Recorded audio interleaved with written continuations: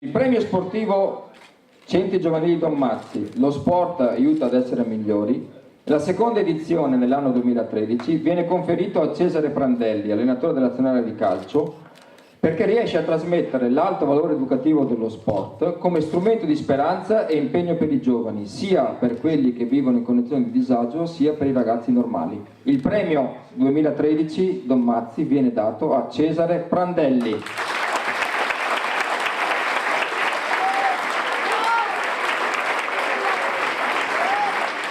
C'è sempre molto imbarazzo ricevere un premio da Don Antonio, anche perché dovremmo essere noi a premiare lui per quello che fa, per l'entusiasmo che mette, per la tenacia, quindi per quanto mi riguarda lui è uno dei punti di riferimento.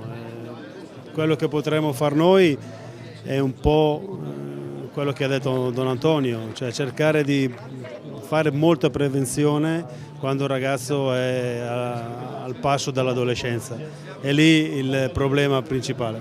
Il ragazzo ha sempre un sogno, quello di poter coltivare la propria passione. Sta a noi adulti cercare di metterli sulla strada giusta e far pensare al ragazzo che se arrivi a raggiungere un obiettivo lo puoi raggiungere solo attraverso i sacrifici.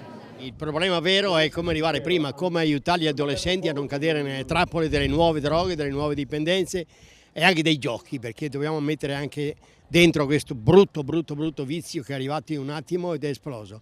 E allora ho cercato, invece che fare comunità, ho cambiato le comunità e ho cercato di fare una specie di oratori, li ho chiamati oratori 2000, dove il gioco, l'amicizia, l'impegno, la serenità possano in qualche maniera arrivare prima della compagnia sbagliata e della prima sigaretta fumata. E mi pare che con questa benedizione di Prandelli credo che siamo partiti bene.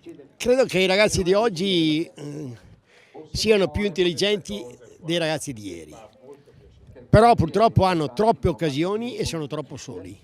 Io credo che se avessero più gente adulta e che avessero più passioni e noi avessimo in loro più visione positiva, credo che va bene, come ai tempi di Don Bosco, credo che salveremo l'Italia, perché l'Italia ha bisogno di genitori, non ha bisogno di cani e di poliziotti, va bene, e di insegnanti che mandano a casa i ragazzi perché a scuola si comportano male. Hanno bisogno di serenità, hanno bisogno di amicizia, soprattutto hanno bisogno di padri che siano veramente padri. E allora il 2000 fino al 2050 e 60 sarà un periodo che magari saremo un po' più poveri, ma saremo ricchi di giovani sani.